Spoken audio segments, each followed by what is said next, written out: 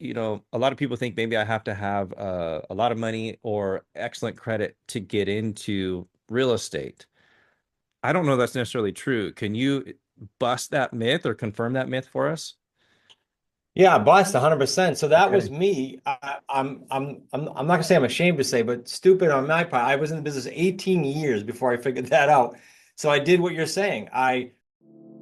Welcome to the Stephen Lee Thomas Show, where we provide expert advice for real estate entrepreneurs. And I'm your host, Stephen Lee Thomas. And it wasn't that long ago that I was navigating the challenges of real estate investing, learning from my mistakes, and building the business I have today. I created this show to give you simple, actionable, step-by-step strategies to help you do the same. Each week, we bring you in-depth discussions with industry leaders and professionals who share their knowledge and practical tips. So sit back, take notes, and let's dive into today's episode. Hi, welcome back to the Stephen Lee Thomas Show. I'm your host, Stephen Lee Thomas, and today my guest is Chris Prefontaine. Now, Chris has an impressive resume. He's the chairman and founder of Smart Real Estate Coach, four-time best-selling author, Forbes Business Council member, three times Inc. 5000 honoree for fastest growing company. He's completed hundreds of transactions. Chris is also the host of the Smart Real Estate Coach podcast, which I think what I was reading was ranked in the top 0.5% globally. It's pretty impressive. Chris, thank you so much for making the time to join us today. You bet. Glad to be here, Steven. So Chris, you and I were talking a little bit before the show, and plus some of the research I was doing. This is not something that you just recently started doing. I think you started back like in the 90s or something like that. Is that right? Yeah, I'm dating myself. Thank you. 1991, I started in real estate in general. Yeah, I got fired from, I grew up in a family company, not real estate, welding supply and industrial gas. But my father sold in 91 and I was supposed to stay there and I Okay. got fired. My kids were 1 and 2 and I had been kicked out the door. And you got kicked out when you're starting a family. How did you how did you make that transition over into real estate at that point? I've always loved real estate. So during college, my wife and I got married early. It was after my second year in college, and during even high school, I had an itch for real estate because my dad would tinker with it. It wouldn't be his main focus because he had the welding supply business, but he would tinker with build his own buildings, he'd flip land. So I was always around it, had a kind of an itch. So then around 1990 or so, coincidentally, to getting fired in 91, I had hooked up with a builder had some land that I had. He built houses on it, and together we partnered. Luckily, when I got fired, I had like two of those going, and that wasn't a lot, but I had two Mhm. projects going, so it was good. And what I'd love to learn is in the time frame from then till now, a little bit more about your journey that kind of got you to the spot now, and what are some of the Yeah. biggest lessons you've learned? Because, and here's where I'm really going, thinking about that is market cycles. A lot of people, when you come in new, you can see like right in front of you. And hindsight's always 2020, and we've been through some crazy market cycles. So share some of your biggest lessons on your journey to getting to this spot. Yeah, and then I'll come back to the cycles for the sake of people listening because that's a big issue that you nailed at the end there. So a couple things. I'll go quickly. You can peel back any piece of it just Okay. because it's 33 years. I don't want to do 33 years, bro. We built homes then. As I said, that was my start, right? And we did it creatively. So I would tie, and I didn't know it then. I was naive. I was in my 20s. We would tie up the land with no money down. We would then pre-market a finished package with my builder buddy. We would then pre-sell the house, get a non-refundable deposit, which would enable us to start, and nobody would get paid, landowner or subcontractors, for the rest until the house cashed out about 120 days later. And everybody agreed to that. So again, I Okay. don't know if I'd ask for that now, but in Hmm. hindsight, I said, well, this would be cool if I could do this. And they all said yes, probably because of the market then. At 95, I bought a Realty Executives franchise, sold it to Coldwell Banker in 2000. So that's kind of my first cool exit. It was a good experience. However, the next bubble, to your point, was not fun. I went from 2000 to 2008 doing my own investments, doing some coaching in the realtor business, not the investor business. That was back Okay. then. Then the crash hit. So I had about 23 or so properties I was personally signed on, bank loans. Wow. Well, if you sign personally and the market goes down by a third and two-thirds in some markets, my projects, That's a headache. So when I came out of that, it took me about 4 years to get out of my own head, get out of my own way mentally. It was a mental game. I said, okay, if I'm going to do real Wait, estate I'm sorry. at all, It took you how long to that get? 4 years between February of '08 and February of 12, I was like just second guessing, should I do this? I must have Okay. failed, just in my head. So, long story short, I created some new rules that we abide by today. No signing bank loans, no borrowing lots of money, no putting down lots of your own money, so that when we went into, say, COVID, we had, gosh, 75 or so properties and projects. Not one of those were we signed on personally. So it didn't keep me up at night. It's an entirely different ball game. So what we do today, I say we, it's a family company, Stephen. So what we do Okay. today is we buy and sell real estate without using banks and without using our own cash or gobs of it. You got to sometimes use a little bit, as in thousands, not tens of thousands. Okay. And then in 2014, that started catching wind organically. Say, hey, can you show me what you do? Can you coach me? Can you write a newsletter? And these things just grew. So we went from 2014 as a coaching company doing around, I think we did 12 grand that year in sales, to several million dollars and hitting the Inc. 5000, as you alluded to over the last few years, because we do deals. We're not just a real estate education company that markets really Uh-huh. good. Right? There's a lot of that on the internet. We actually do deals with students all over the country. It's awesome. So that was 30 something years. If you want to go back to any of that, I'm happy to do that.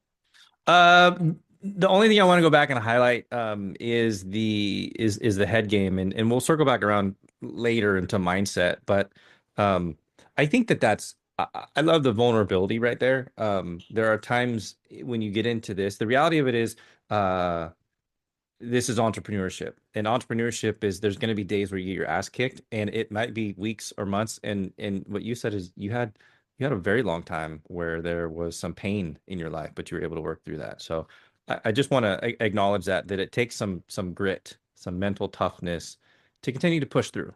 It's not always rainbows and unicorns. Is that fair to say? Oh yeah, 100%. I will go so far as to say entrepreneurship is not for everyone, and entrepreneurship can really, you got to embrace the suck sometimes because it's just the nature of the beast. But as a result, the upside's huge, right? I'll take my world, not just entrepreneurship. The average deal for us, we trademarked the 3 payday thing, which maybe we'll get to, maybe we won't. But Absolutely. the Yeah. average deal, all 3 paydays, is low of 45 grand, high of 350. Well, that's a big upside. So Yeah. so that'll allow you to deal with the house sometimes if you know that, right? Yeah. That's in our world anyway. Awesome. Well, let's spend a moment and talk about market cycles. This one's near and dear to me because I'm dealing with market cycle right now as an apartment investor who purchased something using variable rate debt a few years ago. And it's part of a market cycle. So can you spend a moment and just walk people through this idea of market cycles in real estate? Yep. And let me do it as it relates to me, but just because I got banged on the head in '08. Okay, a couple things. First of all, for everybody to understand, the listener, it's not, in my opinion, it's not a market ever. So a lot of radio shows and podcasts, I'm on a whole bunch, and they'll go, "What do you think of the market?" Well, that's kind of broad. The market is different all across the country. We have about 80 markets we participate in right now. And those all 80 markets aren't doing the same thing. So that's my point. They're Okay. in Florida. The community members are all saying, hey, it's very soft, property's not selling, etc. Well, in other markets, it's cranking still. So put that in perspective. As far as cycles broadly, there's one constant, right? In real estate that we all know, it constantly changes. So why not position yourself in our world, the creative financing world, so that when it does change, it's going to keep changing. When it does change, you understand how to pivot and work in it and in any market. I just had someone on my show, Steven. Here's a good example. Like an hour ago, we've known each other. She's in her 60s. She's done thousands of deals that we call subject to existing mortgages. Hmm. Thousands. She said, Chris, man, oh man, I wish people would get out of their own way. It doesn't matter what the cycle is. It doesn't matter what their market's doing. People will always have divorce, death, life crisis, foreclosure, et cetera, right? And first-time buyers will always get married and buy their house, right? So these things are always going to happen. Yeah. Just fish in the right pond. That's it. Pretty broad answer, but I don't get caught up in the cycles. I just understand how to fit in each one. I That love makes it. sense? Yeah, yeah, it does. I want to jump into buying on your own terms. Emphasize that one of the things you emphasize is buying on your own terms. And um, I was very interested when I was doing prep before the show at some of your strategies. Can you break that down for us? Yeah, so buying on terms is another dull way of saying creative financing, right? Okay. So it used to be buying on terms. Now everyone's talking about creative financing, but I've been talking about buying on terms for a couple decades, and it means to us three ways we buy: owner financing, not new, been around since before banking, but Hmm. we niche down and we buy properties in owner financing that are free and clear, no mortgage. That's what we Okay. love to deal with. Okay. Second way we buy, I alluded to it earlier, subject to existing financing. So although rates are high right now, you can buy properties with 0% with owner financing, but you can buy properties where people have existing mortgages 2, 3, 4%. It's happening every single month in our community. Why? Because they either are under financial stress or they don't need that second home anymore, and they put it together when the rates were great. So we buy, the mortgage stays in their name. We do not sign on that loan. We do not assume it. We pay it on their behalf. Big difference. Okay. The third way we buy is lease purchase, where you don't own it, you just control it and you cloud title. That's what to us buying on terms means in the creative world. Okay. A question for you around that, because everything I've done has always been traditional financing, just straight down, Most people. Yep. multifamily, right? Um, but I was actually looking at a seller financing deal about a month or so ago. It was the first opportunity I had, and I was really like, I love this. Like, I want to get into more of this.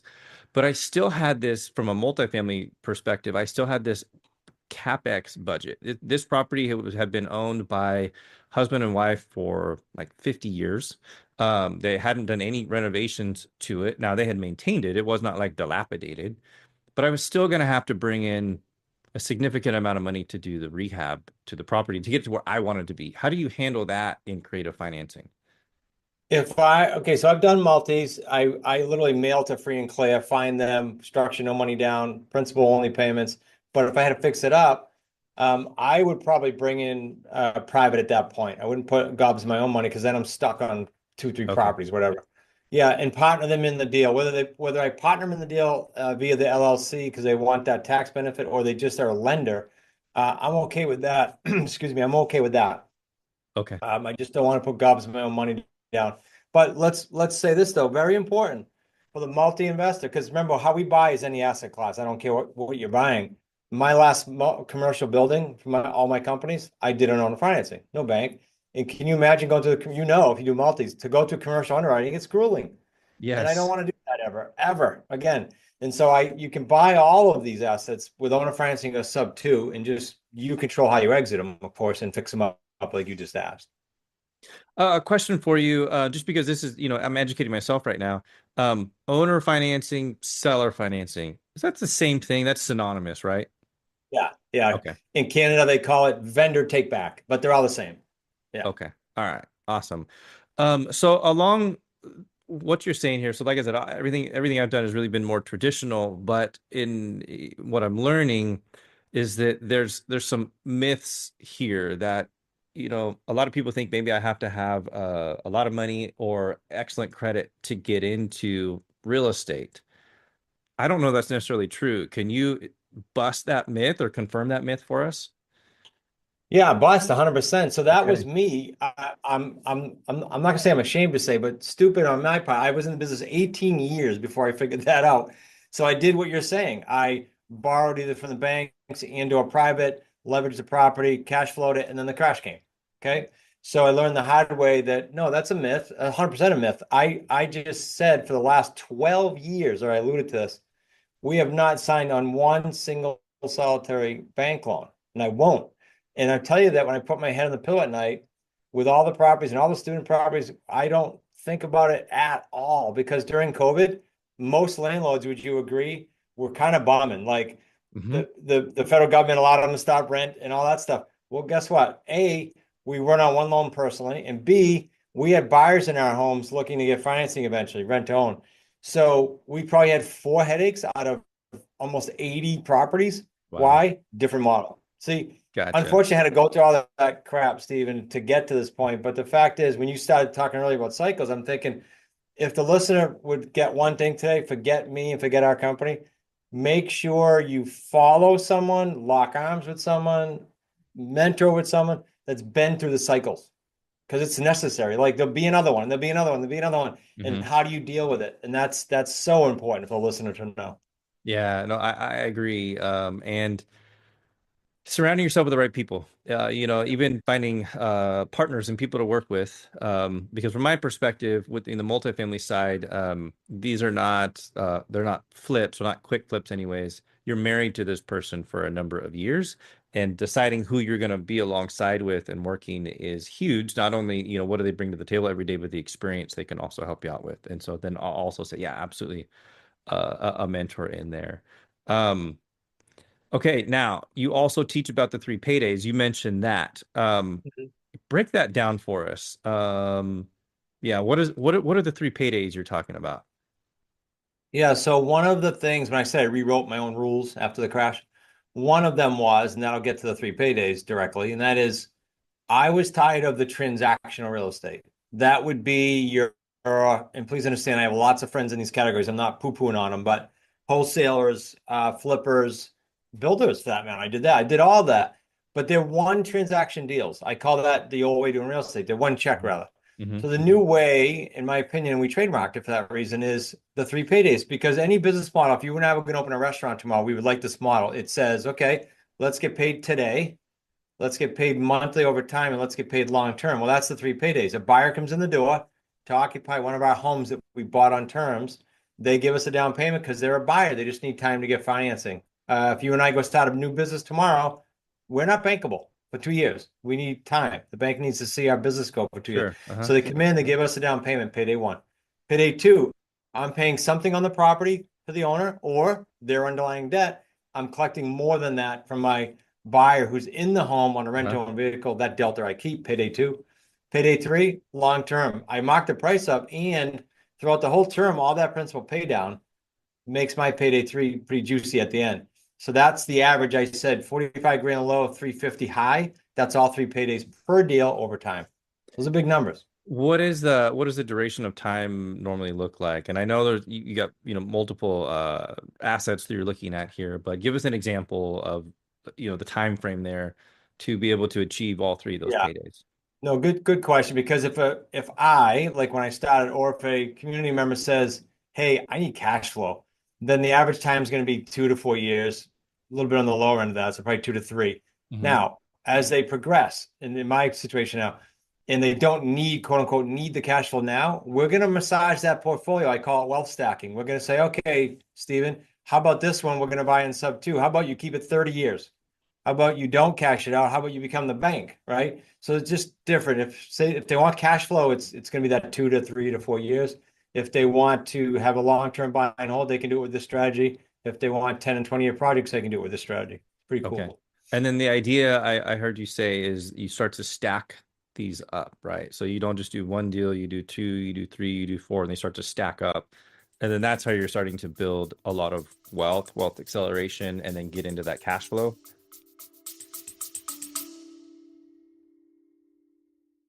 If you're enjoying the podcast and want to fast track your way to becoming a full-time real estate entrepreneur, then join the Multifamily Mastery Hub on School.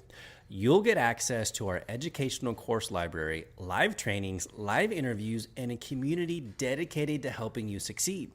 Visit school.com/multifamily mastery hub. That's SKOOL.com/multifamily mastery hub, and fast track your way to becoming a full-time real estate entrepreneur today.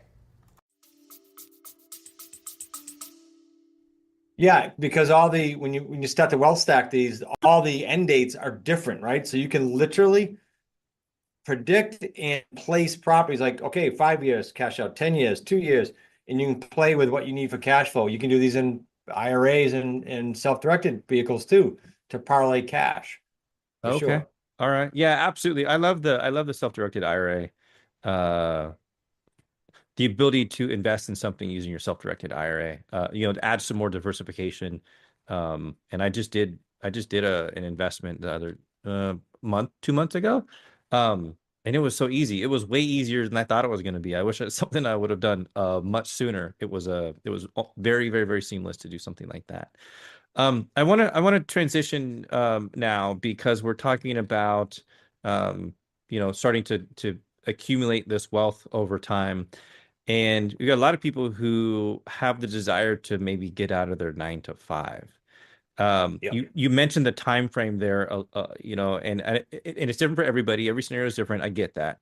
Um, but I want to talk about the mindset that's like when you're looking to, like, you're in a 9 to 5 and you want to just go into real estate. What do you think is a crucial mindset someone needs to have if they think they're going to be able to make that leap and get over out of the 9 to 5 and into just, I'm a full-time real estate investor? Yeah, this is big. We specialize in this. We call it escaping the W-2. All, all of our coaches coincidentally did that, right? So we have a model. But to your question, there's a couple challenges. The biggest one, I think, is managing expectations because unfortunately for you, I, and everyone else, there's a lot of great marketers out there. And if you go on social media, all you hear is how you can get rich quick tomorrow in real Hmm. estate. Hmm. Okay, so they leave their job. They go, well, this isn't what the seminar said. This is not warm and fuzzy. This is hard. And the time frame varies. I have students who've done a deal in 32 days. I have students that have taken 2 years. Why is that if I teach the same exact thing to your question of mindset? Because one, everybody comes to the table with a different skill set. Maybe they worked for someone else their whole entire life. That's totally different. Two, they all come with baggage. I had baggage after the crash, right? I had a student who came into the community after losing his wife in front of his children on Christmas Eve day.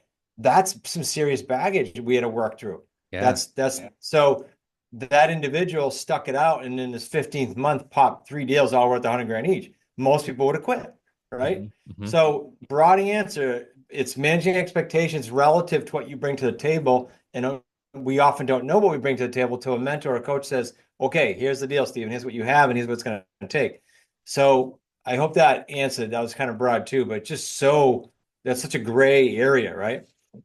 Yeah, I'm gonna say grit. Going back to your experience and your journey, it was the if you don't if you don't quit, you can't lose kind of a thing. This is something Yeah. that I've had to learn, especially more in the entrepreneurial space, is that this idea of fail fast, fail forward. A lot of times we hold ourselves back, and I held myself back for years by being too afraid to do something wrong. But if you don't look at it as wrong, hey, I'm gonna do something, I'm gonna learn, and as long as I apply that and move forward the next time, how quickly can I, like, learn from this and move forward? I think that's probably, like I said, the biggest mindset shift I had was you got to move forward. You got to move forward. Like, you have all these limiting beliefs, and you got these, like, two voices, right? You got the good angel and you got the devil on one shoulder, and they're always, like, in both ears. And I've had to just learn to, like, say poo poo to the, I guess it's this shoulder, poo poo to the limiting beliefs voices, and just go after the dreams. Like, just get a real strong why and go after it that way. Um, Yeah. I think I'll add one piece that the strong why is enormous that you just said. You nailed it. The other piece of this is there's two times in my 33 plus years now that I've had a headache. One was the crash. And I look back in hindsight, this was like 2 years ago, I realized this, and those are the only two times I didn't have a mentor. So I don't care what your notion or preconceived notion is out there listening to a mentor issue, but find a way to get aligned, as we both mentioned in different ways already in the show, to get aligned with the right person or persons or community, because mhm. it does matter a lot more than you think. Proximity matters big time. Yeah. And you don't need to reinvent the wheel. It's hard enough without reinventing the wheel. Yeah, I'm a big believer in a mentor, to the point where, like, I always have one with whatever it is I'm working on to help me level up, shorten my time frame there, to get through that curve faster. And then, like you said, also I'm active in other communities that are in the space that I'm in, because, like you said, chances are somebody's been there and done that. And then, even if they haven't, when you can combine people, you get synergies, and then you can figure things out really fast. So Yep. to try to Yep. go it Agreed. alone, hard. Biggest mistake new investors make when trying to quit their W-2. Now, we talked about mindset, but is there something else in there, the biggest mistake investors make when they're, like, just trying to quit their W-2? Yeah, some get a little zealous and do it too soon. The plan that I have done with my community members, it's not the same for everyone, but it's figuring out what your palate can handle, meaning if you're super conservative, I had one of my coaches, Mike, say, I need this much in the bank. Like he needs to see that in the bank. Another coach who worked for the government for 30 years and finally made the break with us, with our help, said, that's okay. I just need to see my 3 or 4 deals because he knows the paydays are all drawn out. I need to Hmm. see that in the hopper, so to speak, in my spreadsheet. And he made significant six-figure incomes.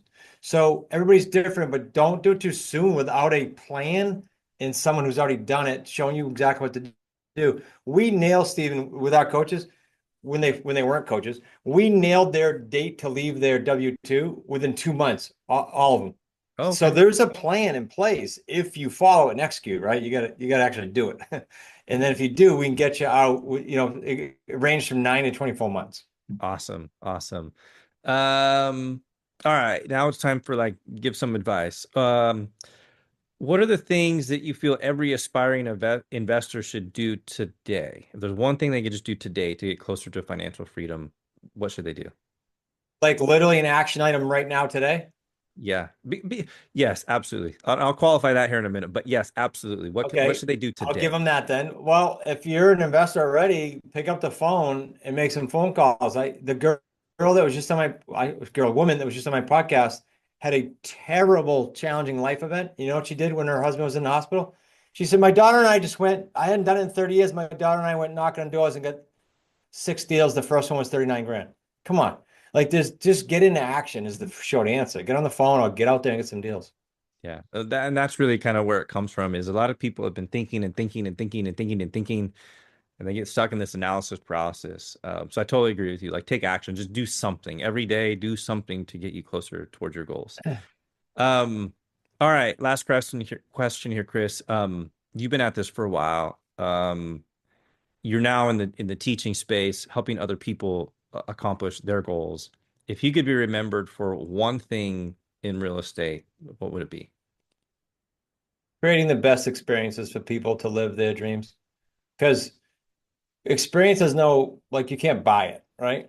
So you have to create enough wealth and income for them and with them so they can go out the experience that money can't buy. Awesome. Chris, if somebody wants to get a hold of you, start working with you, what's the best way for them to do that? We have a free book for all of you tribe. It'll be a physical book that ships right from this office in Newport, Rhode Island. Just go to wickedsmartbooks.com/real estate entrepreneurs. I think it's with an S, entrepreneurs. Awesome. Well, Chris, thank you so much for your time. I've really enjoyed hanging out with you today and getting to learn more about you and your methods. And I'm excited for you guys and all of your students. And if I come across anybody who I think might be a good fit, I'm going to send them your way if that's okay with you. Love it. Yeah, no, super appreciate you having me on and appreciate that comment there and I appreciate your support, Stephen. Absolutely. Chris, thanks so much. I'm your host, Stephen Lee Thomas, and I'll see you guys in the next episode. Thanks for tuning in to the Stephen Lee Thomas Show today. And if you found value in today's episode, then I have a favor to ask you. Please share it with friends, family, and anyone who might benefit from the insights we shared today. Also, don't forget to subscribe and leave a review if you enjoyed the show. And if you aren't already part of our school community, then head on over to school.com/multifamily mastery hub and join today. And again, thanks for tuning in, and I look forward to connecting with you in our school community.